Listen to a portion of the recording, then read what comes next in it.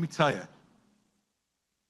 to be president of the United States, the only two things the Constitution requires is to be 35 years old and be a natural-born citizen of the United States.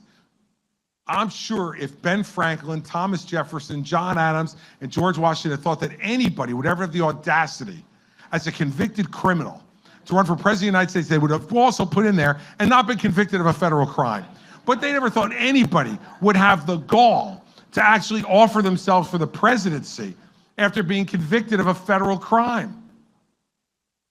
One of the few criticisms of the founders. But we can change that. And I am proud of the fact that I didn't raise my hand, and I will never raise my hand to say that someone who has been convicted by a jury of their peers in the fairest justice system that exists in the world, not perfect, but the fairest justice system that exists in the world, so should be president of the United States?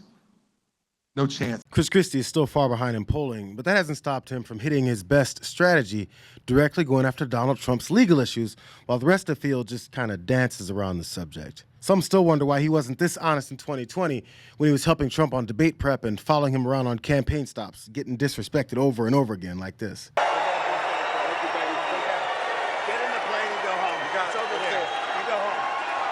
When Carrier and Ford and Nabisco leaving Chicago with their big plant, they're moving to Mexico. I'm not eating Oreos anymore, you know that.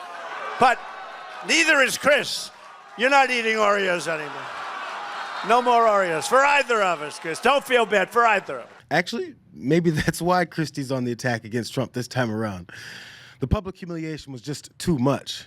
Oh, and it also looked like Trump gave him COVID. Still, he's the only candidate that's being honest about how this many people are cozying up to a guy that's facing more legitimate charges than we can keep track of. I guess the way Trump is celebrating criminality is helping when he's speaking to his minions. Every time the radical left Democrats, Marxists, communists, fascists, every time they indict me, I consider it a great badge of honor.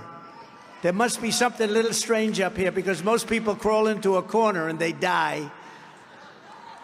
I'm being indicted for you. Thanks a lot. I appreciate it.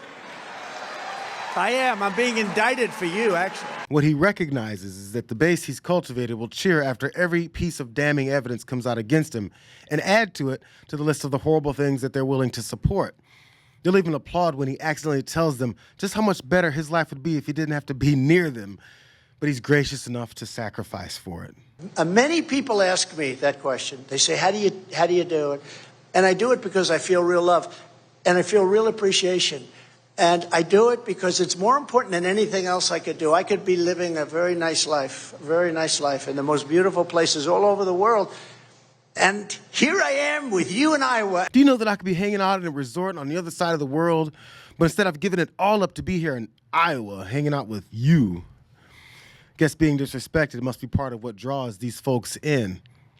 But other than embracing the indictments, it also works when Trump blames his political opponents for his troubles, forgetting the fact that he says he takes them like a badge of honor. You are facing 4 indictments, 91 felony charges. If you would say it properly, I'm facing 4 Biden indictments. He told the Justice Department to indict him, or Merrick Garland said, let's indict him. Let me ask you this, Mr. President. They indicted their political opponents. Here's what they did.